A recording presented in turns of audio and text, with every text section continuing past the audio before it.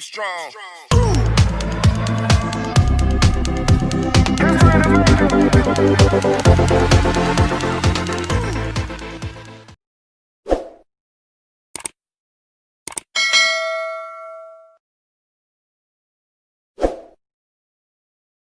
Oke.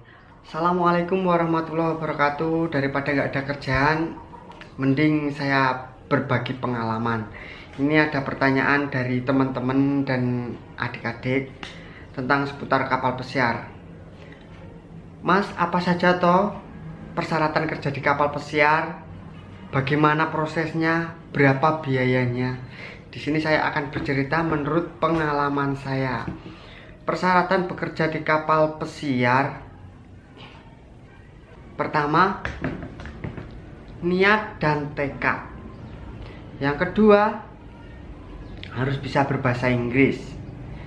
Yang ketiga, mempunyai pengalaman di hotel atau on the job training minimal 6 bulan. Yang keempat, usia 21 sampai 33. Tapi khusus di kapal saya juga menemui yang usia masih 19 tahun. Yang kelima, dokumen-dokumen. Yang keenam, biaya.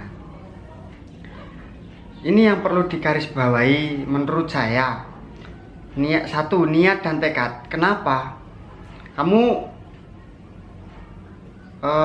memenuhi semua kriteria. Ada biaya, bisa bahasa Inggris, punya pengalaman hotel, dan niat dan tekad kamu kurang kuat. Kamu kerja di kapal, terus kamu nggak kuat sama pressure-nya, nggak kuat sama pekerjaannya.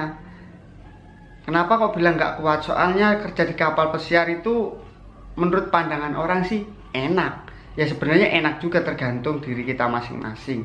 Tapi yang menurut saya sendiri yang bikin kadang aduh kok kayak gini ya kerja ya. 8 bulan kita tanpa day off. Yang kedua, kita udah kerja keras, kerja sungguh-sungguh, masih aja dimaki-maki sama atasan, sama temen. Nah ini pressure ini ya, kamu harus gimana ya, mentality kamu harus kuat, bener-bener kuat sebelum kamu terjun ke kapal pesiar itu. Ini menurut saya. Tapi ada sisi positif enaknya juga. Kamu ntar kalau kamu naik kamu tahu sendiri lah.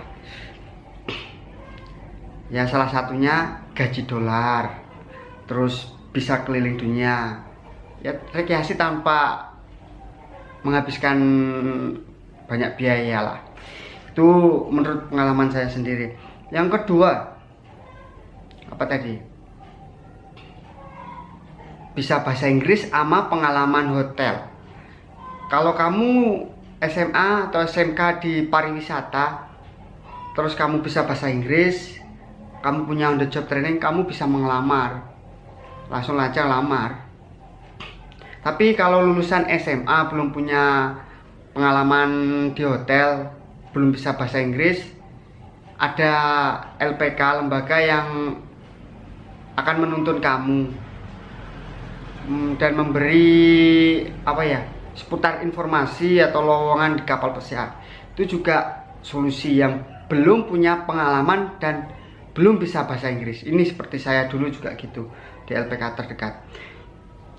Yang ketiga, dokumen. Nah, kalau saya dulu dokumen saya pikir belakangan. Karena apa? Karena terbatas biaya. Ini masalah saya dulu. Saya terbatas biaya.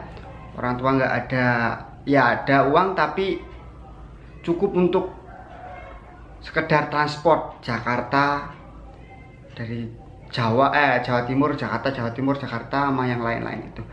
Yang penting saya dulu lolos interview. Maksudnya lolos ya interview, lolos semua tes. Kalau udah lolos semua tes, baru kita mengurus dokumen. Emang bener kalau kita udah punya dokumen itu lebih diprioritaskan. Tapi kalau untuk biaya terbatas masih was-was, ntar udah ngurus dokumen tapi nggak masuk lah, mending dipending dulu. Maksudnya bukan dipending dalam arti mending difokuskan ke tesnya dulu. Kalau tes semua udah selesai semua sampai user, baru kita ngurus dokumen. Kalau ini biaya terbatas ya. Terus yang ke apa tadi? Biaya dokumen.